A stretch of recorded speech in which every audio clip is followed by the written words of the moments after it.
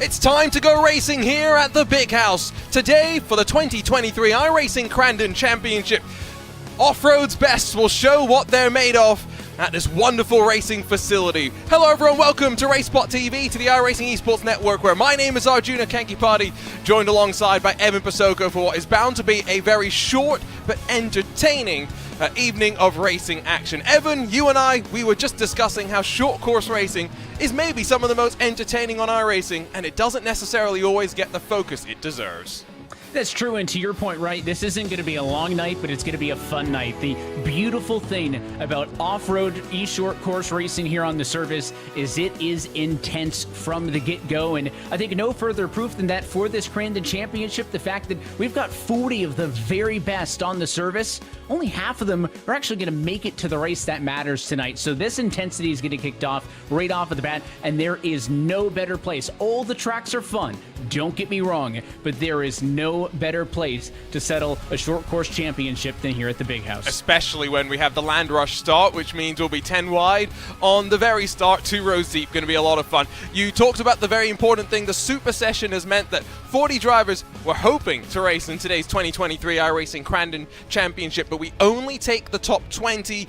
Drivers have had their opportunity Monday through Friday to compete and gain some points. Only the top 20 advance, but still have to qualify through 3 laps, 7 minutes. Of course, track evolution will play its part as we work to the heat, a 6-lap race where the result there sets the feature grid. But again, Evan, let's be honest, doesn't matter that much with a 10-wide Land Rush start.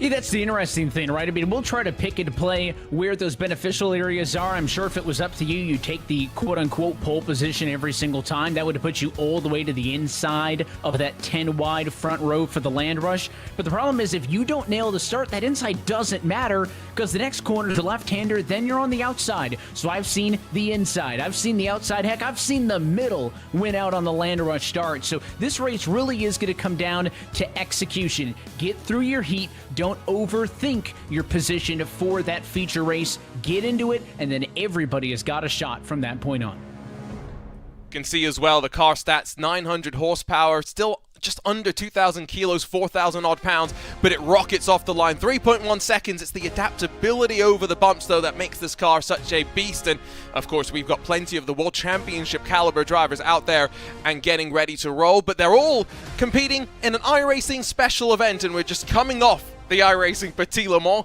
last weekend, the 10-hour dash that the real race is just finishing up now as well. But it's all about diversity. This is the great thing that I love, not just about special events, Evan, but about iRacing as well. Whether it's dirt road racing, dirt oval racing, or even the Daytona 500 all the way back in February, the special events have a little bit of everything. Yeah, you're certainly going to have drivers on the service who focus on a certain discipline, but I think some of the most impressive drivers are those who go out sent to compete on the iRacing special events calendar for a season. From the high banks of the Daytona International Speedway to the road course there at the World Center of Racing here on dirt, to Bristol, to Bathurst, for the Petit Le Mans, the Chili Bowl, the Winter Derby. There is so many different types of cars, types of disciplines, and types of racetracks that we've seen all season long, and it's kind of disappointing that we're getting down to the end of it, but there's still an exciting 5 more weeks left of special events after this Crandon Championship, and the good news is, once we get through the Chili Bowl, we're less than a month away from the Roar next year. So the special events calendar truly is some of the most exciting stuff here on the service, and we're happy that everybody's joining us here again for another one as these Pro 4, the big, powerful, 4-wheel drive off-road trucks get their moment in the spotlight. And I think it's where a lot of people may try the truck for the very first time, say, you know what, we enjoy it, we have a lot of fun, let's join some of these drivers. On the very bottom of the screen in virtual reality, real estate person or salesman Sean Winkler with the, of course, lean going in, classic sim racer going on. Aaron Vasquez from Altus Esports is alongside Crystal King, while at the top right of your screen, Keenan Kusin and his spotter, iRacing's own Cisco Scaramusa, get ready to go. Cisco has gotten very much dressed up for the role here today, Evan. Yeah, if I had Cisco as my crew chief tonight, he's got I think it's a Racing Radios headset.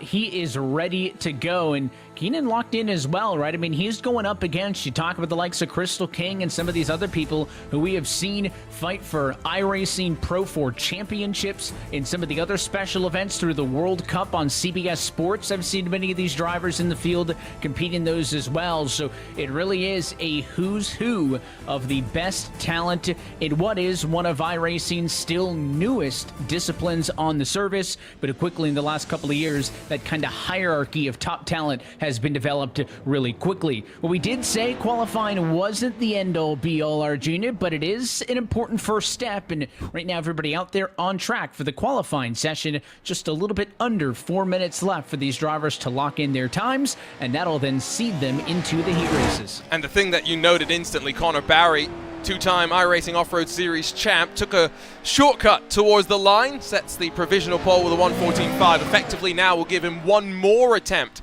to go with 3.5 minutes left in the session. You can see the track already starting to shift the dirt around. We're not going to see any resets as far as I'm aware, and in an open setup format, these drivers will very much have to adapt the truck around them. Trenton Briley knocks the wall down coming through Calamity Corner, will invalidate his lap, and we'll have to go once again. Connor Barry, World Championship driver, Quintin Del Olmo, Terry Miller, Crystal King, Tom Grady, Keith Jeffrey, all World Championship Series drivers. The only exception up towards the front right now, Evan, is Aaron Vasquez in that Altus Esports number 5. He's looking good now, and the irony with getting your lap time disallowed in the qualifying session there, of course, with an incident point as we go on board with Vasquez, and he's going to head down that long back straightaway, highest speed portion of the track, into basically a left turn hairpin for turn number 4 as he'll take it easy around there, maybe get set up for a fast lap the next time through. Is that if you were to get into the K-rail like that in the race, or even get into another truck, that's fair game in these Pro 4 trucks, right? The big thing driver etiquette-wise is you really don't want to make contact bumper to bumper, right? You don't want to hit somebody square in the back end or vice versa, but a little bit of door banging, not against the rules. But in qualifying here, you cannot do that because that will, as you mentioned, disallow your lap time. So you kind of have to run a perfect lap here in qualifying, which is funny because once we get into the race, I don't know if we're going to see a perfect lap. Things get real crazy there as we go on board the suspension cam of Connor Barry's number 1. You always see how adaptable these trucks have to be as well, and you're right, perfect laps, well, unless you break away at the very front in a short course race, unlikely to happen. And we talked about the distance of these races as well. They are a pretty short, frenetic runs. Still provisional pole. Let's watch how Barry attacks this course, running through that infamous tree curve where we're going to see so many sends attempted. This is where the race start occurs. The drivers filter their way into what is a very wide and open right-hander, and now double left coming up. Couple of jumps setting up into it. 900 horsepower. Connor Barry setting the truck up early to make sure he's moving where he needs to go. And that right then left complex, what I referred to right when we were talking about the land rush start, the tricky thing is, if anybody can stay side by side, they'll probably be 3-4 wide into there when we go into the feature race. The issue is you can't simply stay all the way to the right-hand side of the racetrack for the right-hander and then go through the corner and stay right? You kind of swing left, cut it, you apex kind of that whole segment. That's the problem when you got 3 or 4 trucks in there side by side, is you're bound to make contact, which is what makes the land rush start so tricky. I've seen many drivers not even want to deal with the land rush start, lay out at the start, let everybody else send it in there to turns 1 and 2 on the start at least, and then try to sneak through and pick up some of the pieces. But there is no one-size-fits-all strategy, as Vasquez has fallen from second to third, I should say. Crystal King up to the number 2 position. 30 seconds left on the clock as they try to lock in some late times. Vasquez across the line there, 1:14.568. It's an improvement, but not enough to improve in position, and you saw Aaron's reaction there to that. And the important thing, Connor Barry didn't improve on his second lap attempts. Crystal King did. Trenton Briley does as well. And so clearly only a handful of drivers were able to find the improvement as the track continues to shift around the dirt. Here's Keith Jeffrey in the Nitro Circus sim racing truck to the line. About 9,000 slower than the previous fastest attempts. And so it means that Connor Barry, the king of the iRacing Off-Road Championship Series is back on top here for the 2023 iRacing Crandon Championship. 2 races, of course, up on deck. It's the slightly shorter heat race, just 6 laps, but still with a 10 white start that is up first. Let's take a look at how they'll line up with Connor Barry, Crystal King, Aaron Vasquez, Tom Grady, Quinton Del Olmo, Trenton Briley, and then still Terry Miller, Sean Winkler, Keith Jeffrey, and Alex Abady making up the front row. Second row, and on the very inside, and maybe in a slightly advantageous spot, it's Cody van der Veer, while Brock Smith on his left-hand side will be alongside Daniel Solo, one of the few Europeans in the second super session of the day, Jacob Stiverson, Sean English, Keenan Kusin, Cole Fisher, and then Tommy King as well, as Miles Morse and Keith Long make up the rest of the 20 drivers that get ready to do battle. We've seen our fair share of short course races, but I think the one thing that we always come into with no expectations, Evan, are these land rush starts. They are so tricky. Remember, number 1 seed going to be to the left-hand side of your screen, but flip it around driver's perspective. There's the black and blue entry, Connor Barry. Number 1 spot is on the right-hand side of row number 1, all the way down the line. 1, 2, 3, all the way through 10, and it's the same thing on that second row. So behind Connor Barry lined up, P11 qualifier in this race. That's Cody van der Veer, and P20 is going to be all the way to the left-hand side of the row, right-hand side from our perspective of Keith Long. Connor Barry, one of the best to do it. He wants to add another big win to his resume, but he's got 19 drivers to go through as they're about ready to take the green for the heat race. Quickly before we get going, final trucks getting on the line. Evan, where would you want to be on this start? I kind of like being 3rd or 4th in line, either front row, right-hand side, or honestly, P11. Let's watch out for that second row. Here we go for the 2023 iRacing Crandon Championship. Through the land rush start and over the bumps. Already Quinton Del Olmo and that Virtual Drivers by TX3 truck getting a little bit squirrely after some contact, but it's Connor Barry that leads them as the 17 of Cole Fisher loses out. Aaron Vasquez on his case for the very lead. Up and over a couple of trucks will go. One truck takes a shortcut. It's chaos for a few. And there was the 5 wide, exactly what we thought was going to happen, but some drivers from row 2 did luck out. Daniel Solo jumps into the top 10 early. He was from the second row, avoided a lot of the contact, but the battle up at the front of the field. They're all chasing down Connor Barry, your pole sitter, gets away with the lead. Aaron Vasquez by Crystal King for second. He'll look to the inside as we are officially underway for race lap number 1. And that's the sometimes weird thing about these land rush starts. We don't technically see the first official lap until halfway through the lap itself. There's Del Olmo in that Thrustmaster livery green machine trying to squeak on by Tom Grady. All as Connor Barry leads them down out of turn number 3. Short run, or maybe a long run depending on how you look at it, in towards the braking zone. There's a look to the inside by Trenton Briley. The number 2 machine forces Van der Veer a little bit wide. It's elbows out racing here in short course action. And now down the back half of the racetrack after that hairpin turn 4, it gets real technical back to where we started, but at speed. Sweeping right hand, turn number 5, you dip down into the valley, and they divide the barn turn, the left-hander for turn number 6. Opportunities to slide in front of somebody else, no major moves there. Those top 3 of Barry, Vasquez, and King trying to open up a small advantage over the battle for P4. Trenton Briley under fire. Van der Veer can't find a spot on the inside in turn 7 there. You would expect that those at the front aren't going to fight too much, but maybe for Vasquez in particular, he'll be getting a good sense for how the rest of the drivers compete. He'll have his Altus Esports teammate, Killian Del Olmo, to fall back on, although Killian not in this race here today. It's instead Quinton Del Olmo flying the flag for the Del Olmos. Here's a look at the start where it's just madness into the corner, and then as they just all get squeezed out wide, one of the Nitro Circus machines gets mixed up. Alex Abady takes avoiding action as well before he gets flipped anyway. And there's a pink truck that just yeets it across the shortcut. It was not the result that a couple of those drivers wanted, but I'll be honest with you, Keith Jeffrey got sideways in the 7 pretty early, and then somehow managed to find his way through and stay in a P9 spot. So some of these drivers got pushed sideways, but kind of used the cars pinching them to anchor them to the racetrack, and they didn't get kicked up or spin out or flip like some of their fellow competitors. And kind of that logjam middle of the road worked out somewhat in their favor. They've got about the top 4 cars within 2 seconds of the race leaders, as Briley trying to not allow those top 3 to get away. He wants to be a part of this battle just as much as anybody else. You jump on the onboard camera there as we watch the battle for first position. As you can see on board with Crystal King looking up to Vasquez still second. Barry still in first position, a familiar spot to the number 1 truck, the number 1 seed. Based on iRating and the strength of field representation, he's up front. He feels like he's where he should be. And this 6-lap sprint for a heat race means that, again, it is tricky to lock into a rhythm. You can't back off at all. It has to be 110% every single time around, especially when you've got these hairpin corners like this one. If somebody wants to make a dive bomb, they can make a dive bomb. No takers there in the top 4, but the battle for 5th may be where it's at. Plenty of action as Keenan Kusin continues to try and work his way on forward. Kusin, someone that we've seen across of the trucks and rallycross cars improve on the dirt, was part of our iRacing All-Star Invitational earlier this year.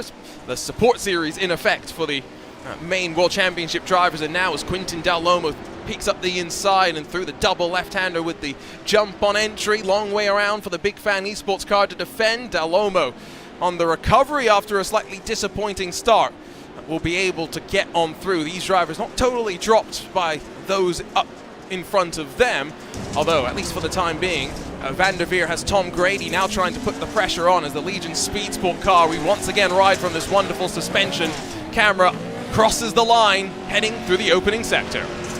And some of those drivers from that second row, not to toot my own horn, but you did ask me where I'd want to be, and I said if I can't be on those first 3 or 4 spots to the right-hand side of the front row, I want to be the first couple cars on row 2, right? Well, your race leaders started first, third, and second respectively. That's the inside of the very front row. And then behind them, Van der Veer started 11th. He's up to 5th. Daniel Solo started 13th. He's up to 7th. Those were trucks from the inside part of row number 2. So it does pay dividends. Not that I think any of these drivers have that type of laser precision to qualify P11 over 10 or vice versa, but it goes to show that there were opportunities from the second row, and some drivers took advantage of it.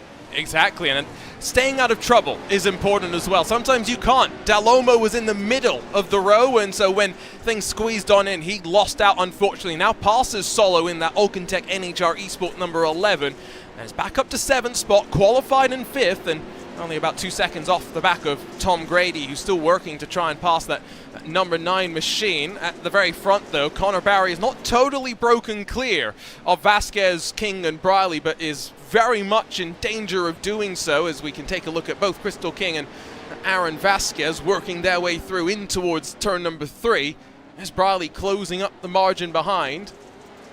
I'm very impressed, again, by Aaron Vasquez, someone that may not have too much experience in these trucks, and it's as the dirt moves that the drivers with more seat time at the end of the day, Evan, will have a bit more experience. Here's Crystal King trying to take advantage of that. It's a good look at both of those drivers involved in the battle for P2. And you're right, as this racetrack changes, and we'll see it, of course, when you get some of the longer races as well, with several heats and whatnot, you get a little bit of the blue group, the racetrack gets rubbered in a tad bit, you got to go different directions. The other big thing is, for somebody who doesn't race this type of discipline often, is just that driver discipline and kind of the do's and don'ts isn't really equatable to many other series here on the service, right? I was talking about bumper to bumper or front to rear contact, not okay, side to side is. That's an example right there. Crystal King doesn't go into the back bumper to Vasquez. She slides in next to him, gives a little bit of a tap to the left here. Now this time, turn 8, final time as we come to the white flag. By turn 8 through, she tried to get to the right quarter panel. So it's that gamesmanship that is specific to short course that somebody like a Vasquez has to pick up on, and he's done a stellar job leading this trio. The battle for P2 may be all they can get, though, because Connor Barry off of turn 3 and down the backstretch, he'll top out at about 105 miles an hour before they get to turn 4. He is on cruise control. And it's often great when you're a leader and we don't talk about you too much. 2-time iRacing off-road champion, has the number 1 overlaid on the number 2, which is the number that he runs in the real world. Of course, Barry takes the championship prize money and puts it forward to his real racing career. It's always curious to see in a discipline where you would rely so much on the physical nature of the car to understand what's going on, Evan, how well he translates that over to the sim. And he continues to grow his advantage. There's no traffic in front. Connor Barry looking to go pull the checker and end this heat race with a statement. Meanwhile, behind for second, King tries to get to Vasquez. Can't do it with 1 corner left. Just not close enough, but it is up towards the front where statement made by Connor Barry that he's not here to play. Wins the heat of the 2023 iRacing Crandon Championship, and now, still, with the main event lying ahead, will be on the very best spot possible, potentially starting on the inside of the 10 wide land rush formation. Plenty of other drivers cycle their way towards the line. In that crucial 10th position, though, Terry Miller will be on the outside of row number 1. It's Keith Jeffrey that will line up on the inside. And Evan, I think you're right. Starting on row number 2 might be the preferred option. It's a bad beat, right, for that to be the difference. P10, a better result than a P11, but it is going to be, I think, pretty consequential in terms of where you start this next race, right? These drivers have a few minutes to warm up and to kind of analyze what we saw there, right? The lowest finishing cars of those who started inside of the top 10, so on the front row, were 7, 8, 9, and 10. So those outside trucks all finished 10th on back in this race, all beat by drivers who started on the inside of the back row, the likes of Salo and Keenan Kusin, actually most impressive coming from the middle, but Cody Vanderveer certainly taking advantage of it. So again, you want to be on the inside of each respective row, and it's kind of tricky to make that happen. It's not the end-all be-all, but I think these drivers now, with one race under their belt, have a good opportunity to kind of gauge some of their competitors and figure out what, if any, adjustments they can make with a 3-minute warm-up session coming up next before we go for the feature. And so let's quickly grab a look at the race results, which is, again, how they'll line up. So top 10 front row for the main event: Connor Barry, Vasquez, King, Briley, Vanderveer, Grady, Dalomo. That's very much the danger zone in that middle of the row, while Solo, Kusin, and Miller all did find their way on forward in their own various regards. Will be interesting to see how they get on the outside. Keith Jeffrey, then Sean Winkler and Alex Abady. They'll be on the inside of the second row, while danger zone back there: Miles Morse, Cole Fisher, Brock Smith, Keith Long, Tommy King, Jacob Stiverson, who dropped to 1 lap down in the closing stages. Not sure what happened there. And then Sean English, one of the victims of the early stages. Quite remarkable that despite the fact that I think we saw 3, 4 different trucks roll, only 2 cars off of the lead lap. And you're right, the warm-up session that we've got right now, the final opportunity for drivers to head out there and to maybe tweak their trucks. I see Trevor Teal in the Nitro Circus sim racing camp cheering on his charge, Connor Barry. Of course, the bigger teams, we talk about experience, Evan, they also understand what changes to make, even with the dirt getting a big refresh here earlier this year. Yeah, that's where that experience is going to come in, right? And we'll see over the course of a season, over the course of a championship, does that experience give you an opportunity to separate yourself from the rest of the field? Absolutely.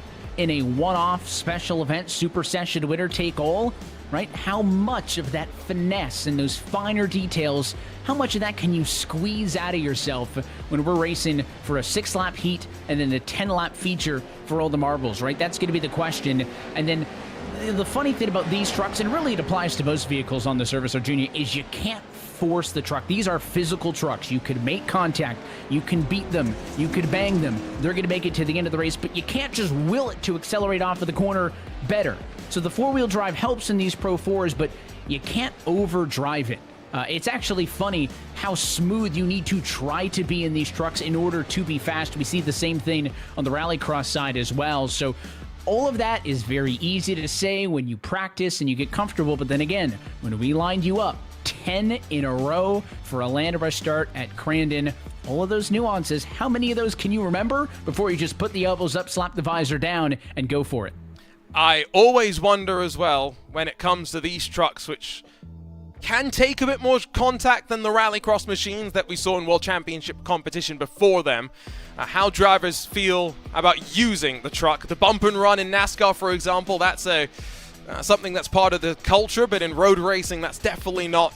Drivers have to get comfortable with being willing to be physical. They're ready to go there for 10 laps. Let's run you down through the starting grid once more while Connor Barry, Aaron Vasquez, Crystal King ran away at the front, and will try and do so once more, but Trenton Briley, Cody Vanderveer, and Tom Grady didn't let them run away. Will be trying to put the pressure on, but very much in the danger zone. Quintin Del Lomo found out just how dangerous that middle of the front row can be. He'll have Daniel Solo, Keenan Kusin, and then Terry Miller alongside. Terry Miller, the oldest holder of an iRacing World Championship Series license. You've got Keith Jeffrey and then Sean Winkler on the inside of the second row. Alex Abady and then Miles Morse, Cole Fisher, Brock Smith, Keith Long, and then Tommy King will roll alongside Jacob Stiverson and Sean English. Again, exactly how they finished at the end of 6 laps. This time we had 4 more laps, and with the track evolution already having played its part, they're racing with the Landra start once again. 10 wide into the opening corner, they'll go. Connor Barry's got a great jump. 3 trucks already taken out with major contact before they get into the right-hander. Barry leads them as Terry Miller got caught out as well. Vasquez, King, and the rest of them cycling for some valuable track position. This is definitely a much more chaotic start. Miller on his lid, Sean English wrong side around that truck out of this race, and Tommy King over the wall and done. It is chaos in the opening 2 corners, but some things never change. First out of the madness is pole sitter Connor Barry. Aaron Vasquez through to second, but Crystal King getting beat up in the battle for third. She'll get ushered out of the way there and has some words for Keith Jeffrey as he gets through to third. She'll drop the P4, and it's no cleaner right there in the battle for fifth in the center of the field.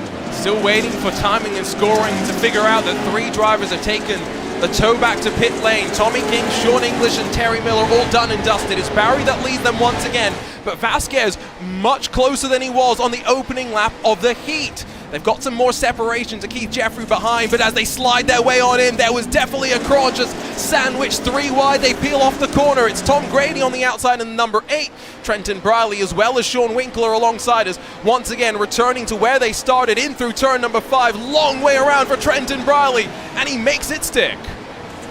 Makes it work, continuing to make some moves. It was Winkler who was the one stuck in the middle of the 3 wide previously, and now how about 2 wide, a couple of rows deep, now maybe 3 trucks wide. As to the inside goes Jacob Stiverson trying to establish inside positioning. 3 wide again. All of this goes on in the battle for right around in the midfield as these drivers try to settle who's going to get away with 5th and who's going to get stuck in the midfield forever. More contact there. Turn 8, one of the slowest corners on track, continues to pack a punch as we are now on lap 2 of 10, and all of this midfield contact has allowed the Connor Barry, Aaron Vasquez party to dip. They have checked out by almost 2 seconds over everybody else already. Cody Vanderveer trying to get past Stiverson. Remember, great run in the first heat of the night for Stiverson, or rather for Vanderveer. Stiverson the one that was 1 lap down and now trying to crack his way into the top 10. And like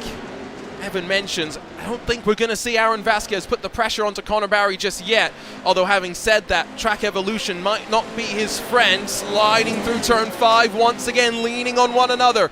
Alex Abady joins the party as Vanderveer and Stiverson over the jump find themselves squabbling and opening a lane for Abady to try and switch up underneath. The 3 of them make contact once more. The beating and banging's not done.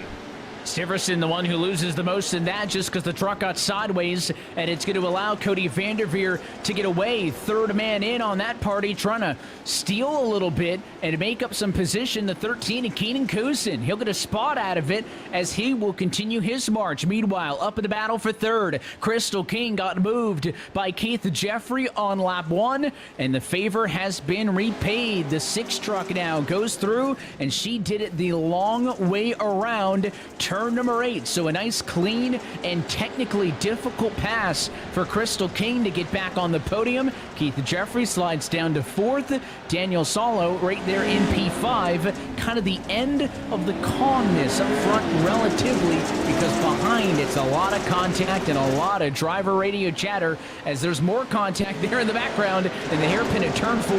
And speaking of radio chatter, let's go and take a look at the spotter and driver communication, or maybe lack thereof right now. Keenan Kusin on the outside in that bright purple Big Fan Esports truck. has got Cisco Scaramusa as his spotter. Not necessarily giving him that much info right now. And maybe that's a good thing. You know, relatively, he's going to have a car to the inside as the 18 truck of Brock Smith is trying to challenge. And it looks like, and again, this is a driver and spotter preference, as they're actually making a contact behind, is that you can see a bit of a chatter there. Some drivers want their spotter to kind of be a big picture type spotter, right? There's two trucks behind you, they're fighting, there's contact, right? They're closing, they're dropping. Others don't want that because they are comfortable enough either deciphering that information from their own mirror, or they do not care until that driver actually gets next to them. It seems like Keenan preferring Cisco to be a little bit more matter of fact. Tell me when a car's actually there, and tell me if there's contact behind, but I don't need the play-by-play. And again, that's a decision that comes down to every driver-spotter parent. And of course for Keenan Kusin in the middle of a, is he calling it a subathon, streamathon, whatever he's calling it. He's been streaming for about 120 plus hours straight or something like that. So we'll have a chat with him at the end, see how he's doing, how insane he's been going through all of that. My eyes don't deceive me though. We're about to come at the end of the 4th lap of racing, and Aaron Vasquez is keeping Connor Barry honest. This is something that I would not have expected. Yes, Crystal King dropped back slightly by the fact that Keith Jeffrey made himself known in the early stages, but we keep saying new to the truck, new to this form of racing. There's no one better to really test yourself against than Connor Barry, but at the same time, Evan, no one better to run behind and learn from. Yeah, that's the thing, right? I mean, you're going to pick up so much knowledge, and you can make notes pre-race. You can even watch Connor Barry's line in practice, but running behind in a race pace and not only seeing what the one's optimal line is, but then when I get to his inside or I get to the bumper close enough to challenge, how does he react to that? What is a defensive line for the one at Connor Barry, right? What is an offensive line for the one at Connor Barry? Kind of make those notes and see if you can pick anything up. It is just going to be difficult to learn and to make passes as the race goes, right? Typically, you get a guy like Connor out front, and it's going to be tough to challenge, but we'll continue to monitor those intervals. Up front, the gap is half a second. Back here in the battle for 7th, a lot more going on as we go on board with Sean Winkler. He had the advantage of starting towards the inside of the 2nd row, and he's up 4 spots because of it. More so, I think, trying to defend a challenge from Quinton Dalomo, who's been all over him in that green and black number 3 truck for the last few laps. Gotta say, Quinton Dalomo's race today is kind of the story of his 2023 iRacing Off-Road Championship Series, in that plenty of speed, yes, we've seen him charge his way up through, but maybe not always luck on his side. Looks at the inside of the Racecraft Academy car. Sean Winkler in virtual reality, something we don't often see in too many other disciplines at the top level, but here, off-road short course racing, the ability to look around in what are frenetic short races, very, very important. And important to be able to see the fact that virtual drivers by TX3 car, a truck of Dalomo, is trying to get to the inside, but not necessarily enough room to do so. Back up towards the front, halfway through this race, Crystal King's losing some ground in the margin to try and close up towards the front. Connor Barry increasingly under pressure. It has been very impressive how Aaron Vasquez has been able to stay with Barry. There were points where the gap started to grow, and it was easy for me to think, all right, there it is, right? Anticipating Connor to flip the switch and check out like he did in the heat race, but that has yet to happen. Aaron has bounced back and kept the pressure on every single time. Battle for first, top of your screen. Behind them, it's the battle in the midfield for 6th on the inside. They're trying to get up to P5, a Trenton Briley. For the most part, though, he has stayed out of most of it up front. Now 4 laps to go from the Crandon International Raceway. Only one driver going to walk away with the iRacing Crandon Pro 4 Championship win. Still Connor Barry, though, that's keeping himself a car length or 2 clear. Move to the inside from Tom Grady. He almost mounts the berm through turn 2 as he still works on the Alcantech NHR. Number 11, the shiny chrome, and not really belying the fact that number 11's been through the wars for Daniel Solo. Look at how they sling it into this corner as well. Couple of different approaches, and some drivers yoinking on the handbrake. Solo gets bullied out wide and drops to the edge of the top 10. So he'll get forced down to the midfield. 19 of the 20 trucks who started this race still in it. Only Sean English, who went out of the ballpark on the first lap, is not currently on track. And what a shot of the best corner on this racetrack. That flying left-hander through to the bar turn as they go down the gap to turn number 6. One of the best corners, I think, in all of racing. Again, that suspension shot is the perspective of Dalomo trying to get aggressive to the inside. Winkler, Briley, they're side by side for 5 and 6. How do they navigate the slow turn 8 hairpin? Bit of a cross attempt by the 4, and now Dalomo getting more physical. He'll scrape some paint off on that concrete wall. That final corner's nicknamed Calamity Corner for a reason. Tom Grady bounced off the wall through turn 1, able to bring it back into line, but not without a loss of time. I've got to say, this is some fantastic fighting. 3 laps to go. It would be great if Connor Barry and Aaron Vasquez were to treat us to something similar, but at least right now, Aaron Vasquez almost a 10th slower last time by, just about hanging on to the tire tracks of your race leader as they continue to extend their margin from behind. It is starting to settle in for these drivers as well. If Vasquez wants to make a move, he spent the last 7 or so laps, Evan, figuring out where Connor Barry potentially could make a mistake. And is he going to be able to take all of this knowledge and maybe the poking and prying that he's done over the last 8 laps? If I go to the inside here, how does he react? Has he been formulating, I like that move, I'll save that one for later, or, well, he reacted well. He sealed that one off. Maybe I don't want to make the move in that corner. Is it going to be that technical of a decision for Aaron Vasquez, or is it simply going to be who can push the hardest? And a bit of a mistake there from the 5 truck as he came through the left-hander, made contact with the K-rail, and now the gap has grown to the biggest we've seen all race long. And all it takes is one mistake, and instantly, once again, we see the reaction there from Vasquez, not thrilled. These trucks are not easy to control. They're so big and lumbering, and as they slide over the dirt, you're having to preempt what is going to happen. You can't be reacting to what the truck is doing. You need to be thinking in advance. The margin over a second as they work through turn 5 for the penultimate time of asking. It will be white flag in hand next time by, and Vasquez may have made a crucial mistake. Meanwhile, Dalomo and Grady still finding the ways to battle for 7th spot.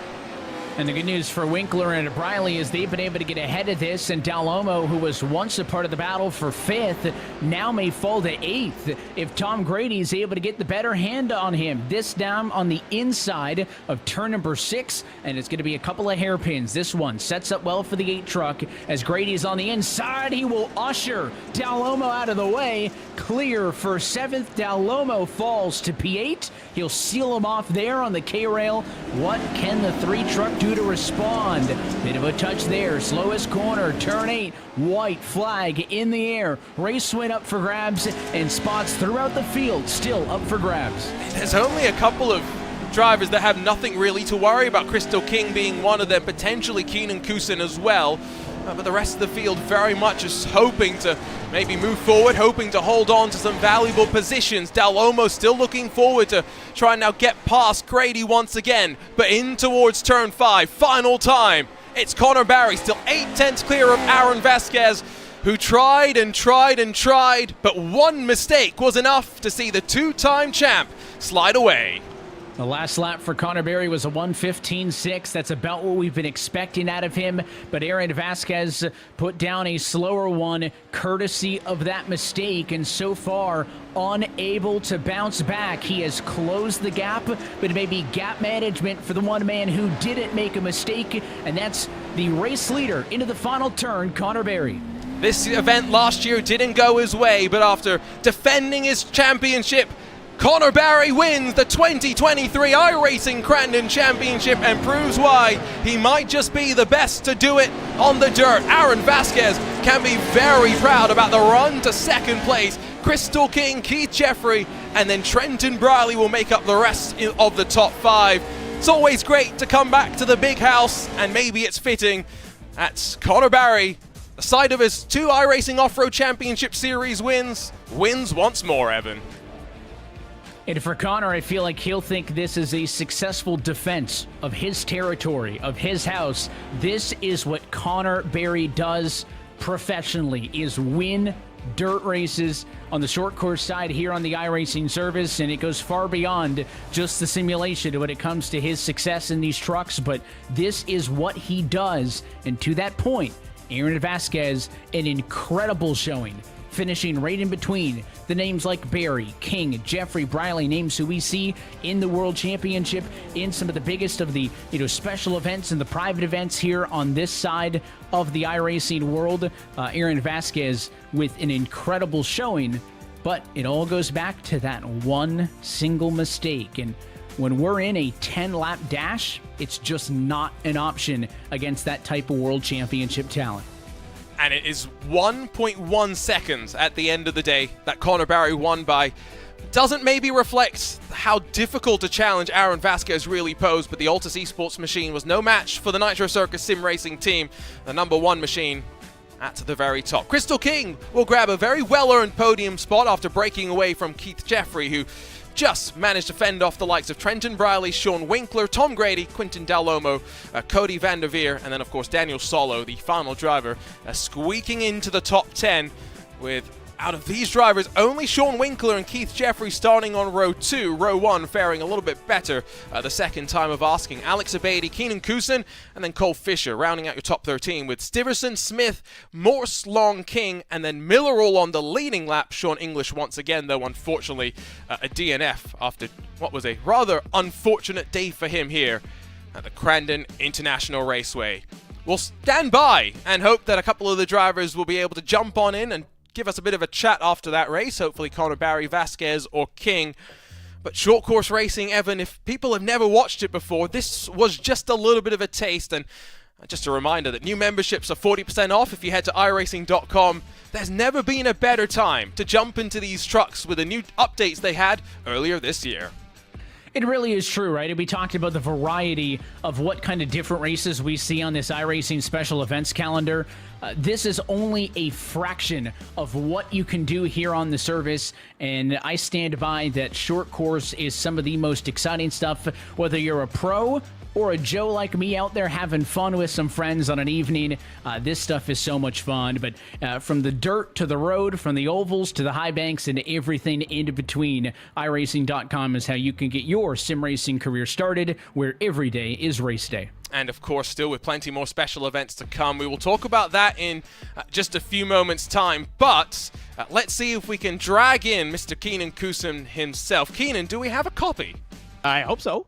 We got you loud and clear. Well, talk us through that. Another run at Crandon. This looked quite interesting from your perspective. Yeah, it was rough back there, man. We had a really, really great heat. I qualified 20th out of 20th on the truck 13 in here. I'm just happy to be here. So we're playing with house money. Had a really great run in that first heat. Got away from all that action in Potawatomi and had a really good run and finished like 7th or something. Unfortunately, it put me on the outside of the first row, and I really, once it started kicking off, I had nowhere to go. I just tried to make the best of it. I think a lot of us back there kind of realized what we were racing for. Like, this is probably the best finish that we're all ever going to get. So, not dirty, but a lot of, the doors here, fenders there, and moving each other out of the way. It was probably the most aggressive racing I've done in dirt road to date. Yeah. So you're on day 8 of a streamathon. Talk to the people. What's going on behind the scenes? Not a whole lot that you can't see at twitch.tv/aerotech. But we've been live since last Saturday at 3 p.m. I just turned 30. And I've been as a content creator for 13 years. So I just kind of wanted to throw a little celebration. I thought it was going to be done about Monday night, and here we are. We're doing a charity stream as well while we're watching Formula Drift this afternoon, or this evening now, I guess. So the timer's paused, but it's about 45 hours left on the timer, and it's not running while I'm sleeping. So I will be here for a while. And, of course, tomorrow we'll see you back here on RaceBot TV. Talk to us a little bit about the dirt. We've seen a lot of progression from you in 2023. Sorry. No, go ahead. It's been a lot of hard work. I haven't really picked up a new discipline since I picked up sim drifting about 10, 15 years ago. So it's been really, really tough, especially when you're really competitive, to kind of just see people walk away from you and go, that's okay, we're going to get there. I've had a lot of help, thanks to Davin at Big Fan Esports. It's a joke esports team, but look where we are now. Thank you to Dane, wherever you are. for some setup help. And thank you to all the people, all the pro drivers as well, very regularly pop into the stream and go, hey, man, we've got some advice for you. This has been such a welcoming and awesome community, and they just want to see more drivers. So if you watch this at home and you think, wow, that looks cool, just jump into a couple of fixed races. You never know who you're going to run into, and everybody's more than happy to answer questions. Thanks for jumping in with us, Keenan, as ever, and good luck for the rest of the streamathon. Who knows when it will end? Yeah, I probably never. Thank you to Thrustmaster. Thank you to Next Level Racing. I wouldn't be here if it wasn't for them either. Thank you for Cisco for being my spotter. And thank you to everybody watching. It's been a heck of a weekend where there's no sign of stopping now.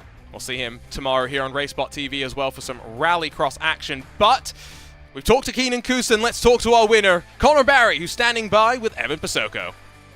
We're trackside with your race winner tonight from the Crandon International Raceway, and it is Connor Barry, our winner at the Big House. And Connor, that is far from the first time I've said that, but congratulations on this win.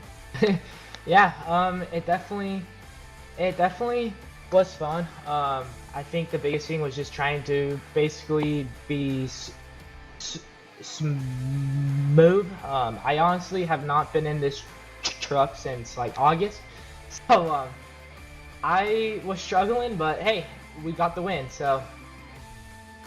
Tell us about this one. I mean, you start up front for the heat, you win that one with a decent enough gap, but then coming into this feature, Aaron Zoll over the bumper of you, and aside from that mistake he made at the start of lap 9, he was on the bumper the whole time. What was it like racing with him? And you talk about being smooth. Was that challenging when you had somebody with a lot of speed in Vasquez being all over you for almost the whole race? I saw we came out of the first turn in first, and he was in the second spot. And then I saw that third was kind of like far back, so I knew that he was going to actually stay close because of the trap. So it definitely was hard. I think the biggest thing for me was understanding that he was going to actually race clean, and I think that basically it helped me. I guess I would say it helped me race my race, which I think like helped. I think that was the biggest thing, but I think that he was for sure fast. It looks like we had the fastest lap by 4/10 over third, so we were for sure fast, and he was fast, and I saw that he got into the wall in lap 10, I think, and that's how we got the gap. So I mean, it definitely was hard, but I'm glad that he was there and we got to put on a show. For some of these drivers, maybe participating in this special event is kind of their biggest race in these Pro 4 trucks all year. Connor, not really for you. I mean, you talk about it's been a while since you've been behind the wheel of one of these things. What's coming up next on your calendar? I would say next is, I'm not sure yet. I think the biggest thing is just trying to put in some work and for 2024. I think that's going to be our goal, because we need to go out there and we need to win. So I think our speed is I think our speed is good, but it definitely we need to find some more. And then so yeah, I think right now we don't have a plan, but our plan right now is just to keep doing officials and just trying to find some speed. Well, I know that the next time we see you on track, I'm going to be looking towards the top of the scoring pylon as always. Connor, I appreciate you sticking around and chatting. Again, congratulations on the win. Thank you. Well, that's your race winner tonight from the Big House. It is another staple win for Connor Barry. And like I mentioned, last year didn't go his way, crashed out in the feature event, and it was Keaton Swain, his main championship protagonist, that went on to take the victory. So maybe righting the wrong and jumping back into the truck for the first time. Always great to see Connor. And a handful of World Championship drivers, yes, but ultimately these special events, we said diversity across the motorsport, allowing people across the world to jump into maybe disciplines they wouldn't have seen, but at the same time, it's also a chance for us, Evan, to see some of the other drivers. We talked to Keenan Kusin as well, but Daniel Solo, another driver that we saw plenty of speed and charge and working his way forward, Cody Van der Veer as well. I always love these special events to see who's maybe going to be in the World Championship scene moving into the future. Yeah, see, sometimes when you go into a hosted session, Arjunia, it's a bit like a Savannah Bananas game if somebody like me is in the truck, right? It's a little bit sloppy, but it's fun. The special events calendar is like an all-star game circuit, and that doesn't apply to just these trucks because, yes, you're going to get some drivers who come from a different discipline to try something new, and that is the beautiful thing about the service is how many different disciplines you can try, and we saw it tonight with Vasquez make some noise, but it also means that those heavy hitters, those staples of the community can come and shine on another big platform. And again, special events, that calendar is some of the best stuff you'll see on iRacing. And while the Pro 4s now have had their turn, there is many more special events still to come this year. And of course, I would be remiss if I didn't mention, I know the short course community would love it if we say Wheatland should be coming soon, so hopefully a fifth track to add into the mix for these short course machines. Where are we off next when it comes to the iRacing special event calendar? Well, the Michelin Man maybe slightly deceives you. It's not to the home of Petit Le Mans, the Michelin Raceway Road Atlanta, but instead, it's to the Virginia International Raceway, America's motorsports resort. We're starting at 11 a.m. Eastern next weekend on October the 21st. It's time to go racing for the iRacing SCCA runoffs. It is a long day for the team behind the scenes and the commentators as well to make this event happen, but we're going to be racing so many different types of cars, 6 different races, all here at VIR, and Evan, it's, again, as with every special event, open to anyone to sign up for. That's the beautiful thing is we hope that you join us here on the iRacing Esports Network and tune in. I mean, you talk about some of the most picturesque and beautiful road courses in the country. VIR is up there, but of course, if you enjoy this style of racing with different classes on the road courses, or even if you're an off-road racer, if you're a NASCAR guy, give it a try. That is the beauty of the special events calendar. We hope to see you on track, and if not, we hope to have you tuning in with us. And the best part about it, you can find a machine next week, whether it's the Formula V, the Spec Racer Ford, MX-5, USF 2000, GT4, or the Renault Clio Cup car. Plenty of options to work your way between. 6 hours of wall-to-wall coverage, all here live and exclusive on the iRacing Esports Network. Going to be a lot of fun, so again, remember the time and the place, 11 a.m. Eastern for all of the fun. For the team behind the scenes, though, at RaceBot TV, thank you so much for joining us for another round and another stop of these special events. For Evan Pasoko, alongside myself, Arjuna Kankipati, thank you so much for joining us. The Big House never disappoints, and today, it's Connor Barry taking top honors in the 2023 iRacing Crandon Championship. We'll see you next time, but for now, so long and goodbye.